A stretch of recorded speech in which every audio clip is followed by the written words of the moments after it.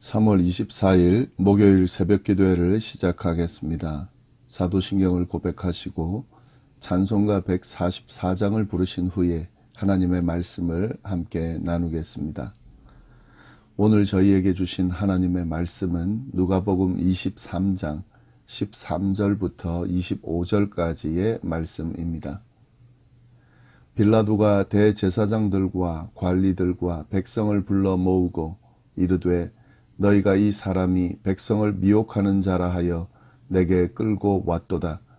보라, 내가 너희 앞에서 신문하였으되 너희가 고발하는 일에 대하여 이 사람에게서 죄를 찾지 못하였고 헤롯이 또한 그렇게 하여 그를 우리에게 도로 보내었도다.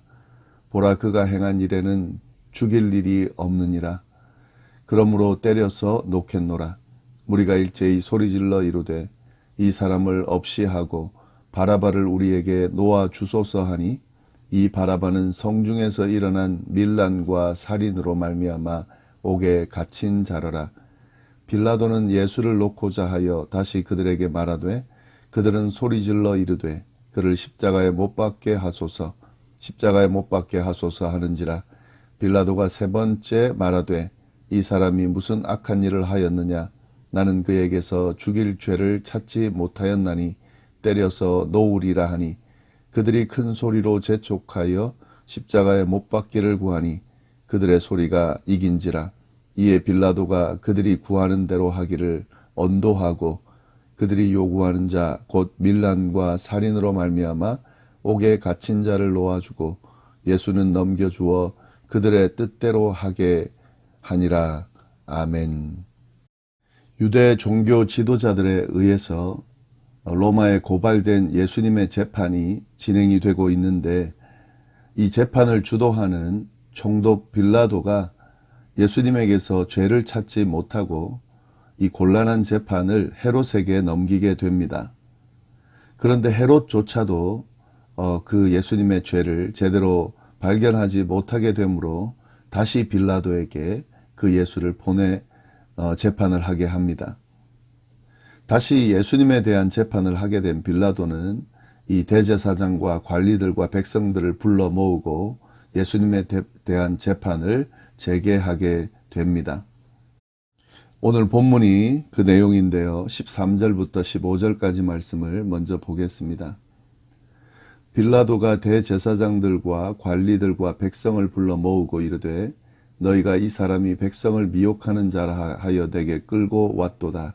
보라, 내가 너희 앞에서 신문하였으되 너희가 고발하는 일에 대하여 이 사람에게서 죄를 찾지 못하였고 헤롯이 또한 그렇게 하여 그를 우리에게 도로 보내었도다. 보라, 그가 행한 일에는 죽일 일이 없느니라. 빌라도는 재판을 재개하기 위해서 대제사장과 관리들과 백성을 불러 모았는데요. 아마 이들이 예수님을 고발한 원고 측에 해당되기 때문에 다시 불렀을 것입니다. 이들 앞에서 빌라도는 지난 재판들의 결과를 언급합니다. 예수님이 백성을 선동해서 로마에 대항해 싸웠다, 이런 죄목으로 법정에 고발되었는데 이 빌라도가 보기에는 전혀 그렇지 않다는 거죠. 그래서 헤롯에게 보냈는데 헤롯에게 보냈음에도 불구하고 헤롯도 똑같이 죄가 없다, 죽일 만한 죄는 없다, 사형 판결을 할 만한 죄가 없다라고 했기 때문에 지금 이 예수에 대해서 죄를 찾지 못했고 죽일 수 없다라는 판결을 내렸습니다. 그래서 16절 보시면은 빌라도가 결정한 건 뭐냐면 그러므로 때려서 놓겠노라. 일단은 고발되었기 때문에 또 그들이 이야기하는 것 중에 이렇게 잘못된 것들을 이야기하고 있기 때문에 때려서 놓기는 하겠다는 거죠. 그러나 죽일 만한, 사형을 처할 만한 그런 그 행동은 하지 못했다, 하지 않았다라고 결정을 했습니다. 그런데 여기서 우리가 의문이 드는 것은 죄가 없다고 하는데 왜 때려서 보내냐는 거죠. 이건 어떻게 이해해야 되냐면요. 지금 그 죄가 없고 훈방해서 보내기는 하지만 이 죄인으로 지금 잡혀오고 고발된 이 예수를 때림으로 말미암아서 로마에 대해서 저항하게 될 경우에 이런 제재가 가할 것이라고 하는 그런 것을 상징적으로 사람들에게 보여주기 위해서 일종의 교육이나 처벌을 함으로써 그리고 또 그걸 고발하는 원고 측도 좀 달래야 하기 때문에 빌라도가 이렇게 결정을 했다라고 볼 수가 있습니다. 이러한 빌라도의 결정에 무리들이 어떻게 반응하는지를 보시면요. 18절에 보면 무리가 일제히 소리질러 이르되 이 사람을 없이 하고 바라바를 우리에게 놓아주소서 하니, 빌라도의 이 결정을 무리들이 동의를 하지 않습니다. 그들은 일제히 소리를 지르면서 예수님을 없애야 된다고 그렇게 강하게 이야기하고요. 그러면서 바라바를 우리에게 놓아달라고 요청을 합니다. 바라바를 놓아달라는 말이 뜬금없이 나오게 되는데 그 이유가 있습니다. 지금 17절 누가복음 그 23장 17절은 없다고 되어 있는데, 이게 보통 이렇게 없다는 표기가 되어 있는 것은요, 성경은 원본이 지금 없고 사본들이 지금 발견되어서 저희가 그것들을 보고 있는데, 이 사본들에 보면은 17절에 내용이 있는 사본들이 있습니다. 개역개정판 우리가 보는 거에는 없다고 나와 있지만 있는 그런 사본들이 있는데, 거기에 뭐라고 되어 있냐면 명절을 당하면 반드시 한 사람을 놓아주더라 라는 구절이 어떤 사본에는 들어가 있습니다. 여기는 없지만 그 사본의 내용과 연결해서 본다면 명절에 예수님이 잡힌 때가 6월절 명절이잖아요. 그때 반드시 한 사람을 놓아주는 그런 전통이 있었는데, 그걸 근거해서 바라바를 놔달라고 지금 요청하고 있는 겁니다. 여기서 지금 알아야 될 것은, 이 무리라고 했을 때 예수님을 지지하고 막 입성하실 때에 찬양했던 무리냐, 딱 그렇다라고 볼 수 없는 것이요. 지금 이렇게 바라바를 풀어달라고 요청할 정도 되면 아마 바라바 석방을 요청하기 위해서 이렇게 빌라도에게 온 그런 사람들이 주가 되어서, 그리고 이제 종교 지도자 예수님을 고발한 사람들과 어우러져서 이렇게 소리를 지르고 바라바를 놔달라고, 예수를 처벌하라고 그렇게 지금 요청하는 거다, 이렇게 볼 수 있습니다. 근데 이 바라바라는 사람이 어떤 사람인지가 나오는데, 19절 보면 이 바라바는 성중에서 일어난 밀란과 살인으로 말미암아 옥에 갇힌 자로라. 이 바라바야말로 힘을 가지고 로마의 압제로부터 벗어나야 된다라고 하면서 이스라엘 백성들을 선동하고 밀란을 일으키고 살인을 저지른 사람이었습니다. 그래서 지금 로마의 옥에 갇혀 있는 건데요. 아마 이 사람은 사형이 선고된 사람일 거예요. 그러나 지금 이 사람을 놔달라고 이야기를 하고 있습니다. 이 무리들의 이 요청을 잘 보면 이 무리들이 누구를 요구하는지가 잘 나타나는데요. 무리들이 요구하는 사람은, 무리들에게 필요한 사람들은 평화의 길을 가는 예수님이 아니라 로마의 정에서 무장투쟁한 이 바라바였다 하는 거죠. 그러니까 예수님이 아무리 능력이 있고 왕의 모습으로 오셨다 하더라도 그를 지지할 수가 없는 거죠. 도리어 로마의 저항에서 싸웠던 바라바를 지지하면서 그 바라바가 석방되기를 요구하고 있다 하는 거죠. 그리고 예수님은 죽이라고 요청하는 그런 지금 일을 행하고 있다 하는 겁니다. 그런데 여기서 우리가 또 묘한 그 어떤 그 의미들을 좀 볼 수 있어야 되는데, 사실은 바라바만 풀어달라고 해도 됩니다. 왜냐하면 어차피 명절이 되면 반드시 한 사람을 놓아주게 돼 있기 때문에 바라바를 석방해 달라고 무리들이 요구를 하면 이 빌라도가 무리의 요구를 거절할 수 없기 때문에 그들의 요구를 들어주게 될 겁니다. 그런데 바라바를 석방하라고 요구하는 것과 아울러 예수를 죽이라고 요청하고 있다는 거죠. 사실 예수를 죽이라고 요청할 필요는 없습니다. 그냥 있어도 바라바를 놔달라고 해도 바라바의 석방만을 석방이 될 수 있는데, 굳이 예수를 죽이라고 왜 요청했을까 하는 거죠. 이게 뭐냐면, 만약에 바라바의 석방만을 요청을 하게 되면, 그러면 이 반로마 무장투쟁을 했던 사람을 지지하는 것처럼 보여서 그 무리들도 결국에는 그런 의도를 가지고 있다고 생각할 수 있기 때문에 예수님을 죽이라고 하면서 자신들이 이런 로마에 반하는 것을 선동하고 선동당하지 않았다는 것을 보여주려 하는 그런 의미도 이 안에 담겨져 있습니다. 이렇게 해석하고 말하는 신학자가 있는데 이 부분을 좀 잘 좀 보시고 넘어가면 좋겠습니다.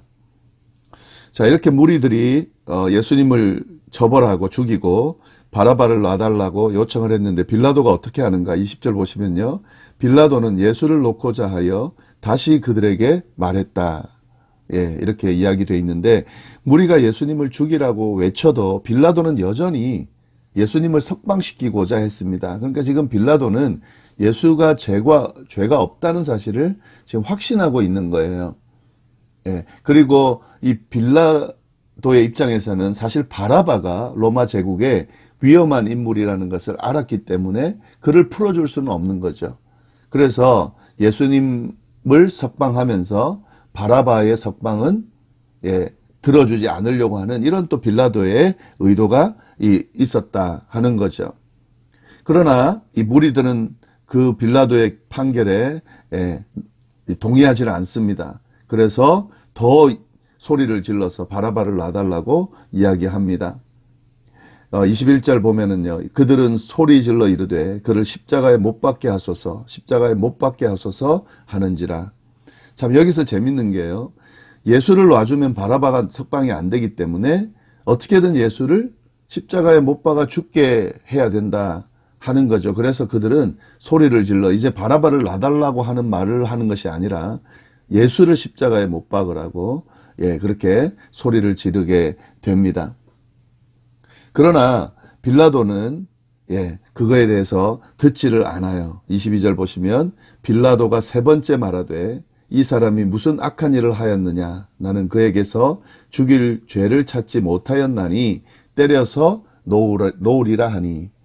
이 빌라도가 세 번째 다시 자신의 판결을 이야기합니다. 죄를 찾지 못했으므로 때려서 놓겠다고 재차 판결을 합니다.